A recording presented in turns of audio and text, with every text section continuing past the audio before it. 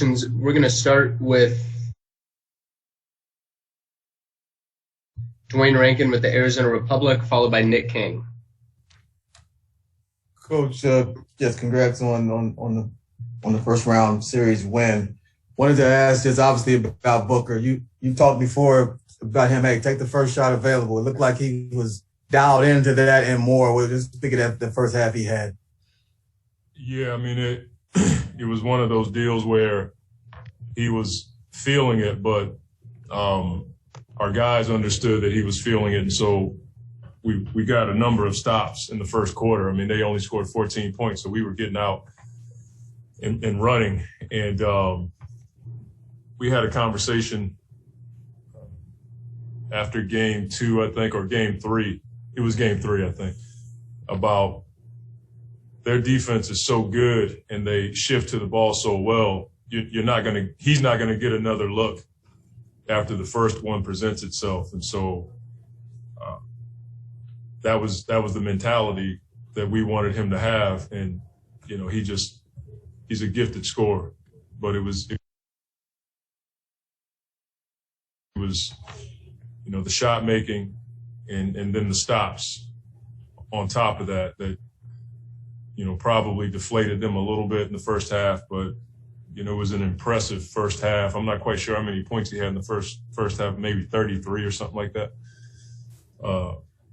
But it was a special night for him. And to do that in a closeout game is really cool. And so I was happy for him, happy for our team, and certainly, you know, happy to be moving on. Next is Nick King with Channel 3, Channel 5, and then Kellen Olson. Monty, for Devin to play a season high in minutes, at what point does he tell you, or do you feel like he's good to stay out there? And locked in feels cliche, but just the look on his face the entire night, what did you see there? I wasn't really locked into the look on his face, but in the second half, especially when they went small, I didn't want to take any chances taking him off the floor. One, he draws a double team, and two, he was getting to the paint. But he, you know, players like Book have a determination about him. And I've said this about him a number of times. He doesn't run from the moment. And in this particular case, the moment was the whole game. You know, they had a 35-point third quarter, and so they made a run. And so I didn't want to sit him in the fourth in case their momentum continued. This is Kellen Olson with Arizona Sports, and then Cameron Cox. Hey, Monty, what was your message to the team at halftime and then in between the third and the fourth quarter as the Lakers continued to make up ground that you guys were eventually able to hold off still? The thing that was hurting us was our transition defense.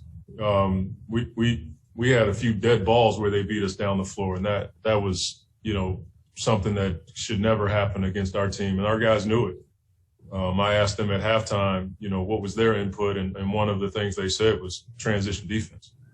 And so that was the focus. You know, if we don't score, like, we got to get back. And, you know, the Lakers threw everything, every defense you can imagine. I mean, they went 2 different types of zones. They trapped us a little bit. They switched. And so they caused some havoc in that regard. But the transition defense was what we talked about at halftime and in between the quarter breaks.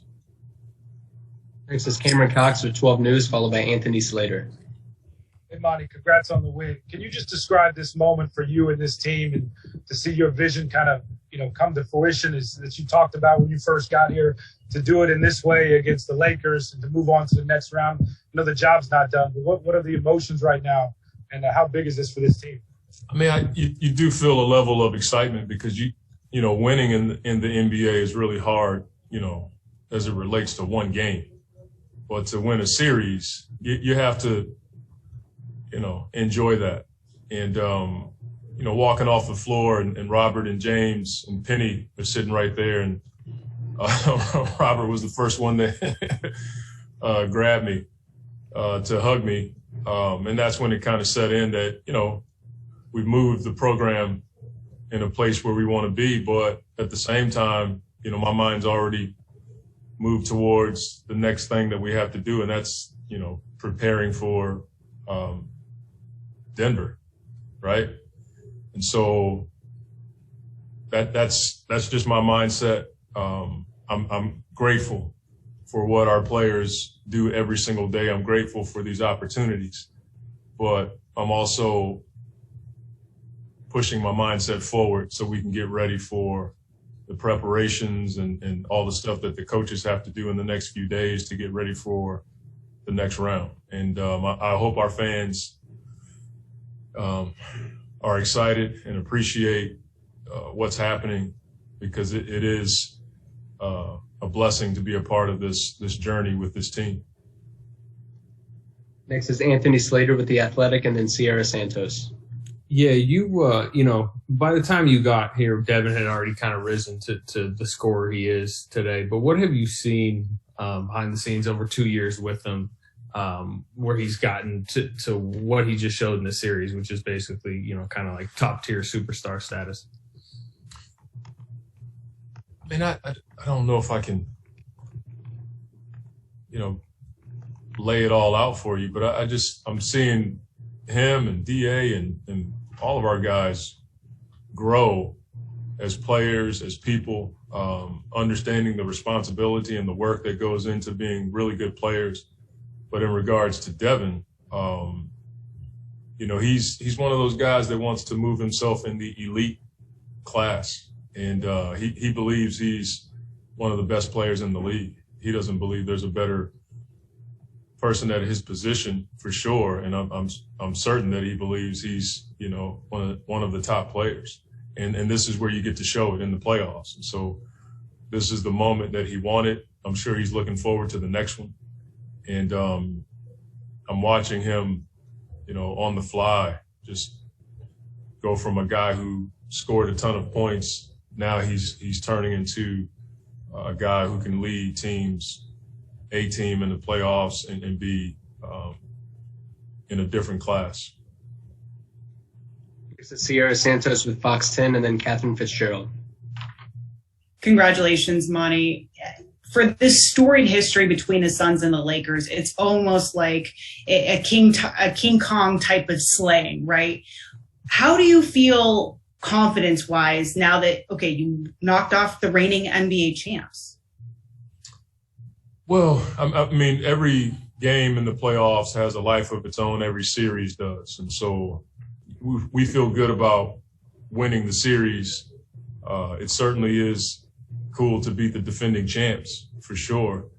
But you can only hold on to that for so long, and now you have to move towards another worthy opponent. But to your point, yeah, I understand what our city and their feelings in the games in the past and series in the past with the Lakers. I get that. I wasn't a part of it, but I certainly embrace, as a caretaker of the program, I embrace it now. And so it is pretty cool to beat the defending champs and do it here. I'm sure our fans are excited about the fact that we closed out a series in LA. Next is Catherine Fitzgerald with the Arizona Republic, followed by David Aldridge. Hey, Monty. Jay had those 3 threes kind of early on in the game. What did his quick start? How did that help you guys get going as a team? And what did you make of his game overall? That was the thing for me that was, Book was going, but Jay's shots were huge for us. He was getting to the wing, and when it comes out of his hands like that, you just have a feeling that he's feeling it. So when Book was going, I thought Jay was a great compliment, because now you got, guys everywhere that can shoot the ball, and DA on the rim. I thought his shots were huge in the first quarter. And it's good to see him knocking down shots after not making as many early in the series. He's kept his poise, his mental stamina, and he didn't lose confidence. And it's good to see him, knock down shots like that in a closeout game. Next is David Aldridge with The Athletic, and then Brendan Clean. Hey, Monty, you obviously have some great vets like Chris and Jay to kind of stabilize, but what was to you most impressive about your young guys these last two games from a 2-2 tie to being able to close it out? Yeah, I mean, typically you don't see young players play this way in these kinds of environments. So it says a lot about their character, integrity, but it also, speaks to the season we've had. I mean, we've had a lot of close games against really good teams, on the road, at home. I mean, the Milwaukee game up there was one of those games that was like a playoff game. And I think we've had a number of games like that where our young guys got the experience against really good teams. And so the carryover from that, I believe, has helped them. And I'm almost positive Chris and Jay and Etwan and Langston have been pouring into them about experiences and things they've learned over their careers. We got time for three more. Next is Brendan Clean with Locked On Suns, and then Greg Moore. Hey, Monty, a little bit of a similar question to David's there, but, I can't hear you. Can you hear me now? Can't hear you, Brendan. Howie, better? Yeah, there you go. Better? Sorry about that. I was saying similar question to David's a little bit there, but just with the way that you guys knew you were going to have to get up to compete with this team and the experience that they had, what are you most, or I guess what attributed most, what are you most proud of about the readiness every single night? I mean, going down 2-1, going on the road, winning the games the types of ways that you did. Yeah, I mean, just that. Like, we've talked about being a relentless, resilient team all season long. I don't think we would have been able to overcome that kind of deficit if we didn't have vets around. Even when we were down 2-1, our vets from Chris and Jay and Etwan and Langston, those guys were steady. They didn't lose their mental focus at all. And I think that was contagious. And it's, probably my personality to just kind of take it one game at a time. And so that I think I'm most proud of that part is, it didn't look good after game 3. I think everybody was kind of feeling it in Phoenix, but as a team, we knew we had one more game where we could change the series, and we did on the road. And so I think our guys got a lot of confidence coming out of game 4 that we could win this series. Our 2 questions are going to be Greg Moore with the Arizona Republic and Dwayne Rankin. Coach, congratulations on the win. Greg Moore, Arizona Republic. I noticed early on there seemed to be a strategy. Use the pick and roll, get Devin isolated against Anthony Davis, see if you guys could stretch him out a little bit, see how healthy he was. How did Devin respond when you told him that was going to be the strategy early in the game? Well, we didn't say we were going to attack him. We just felt like we had advantages to space the floor against their bigs. We didn't do it just against Anthony. We did it against Gasol. We did it against, Harold. Drummond didn't play tonight. And anytime you can pull the big away from the basket and attack, 1, you can get to the rim, and 2, it helps you with offensive rebounding. So there wasn't a focus to, go after Anthony. It was just a plan for us to hopefully pull their bigs away from the rim and attack the paint. Final question is going to be Dwayne Rankin with the Arizona Republic.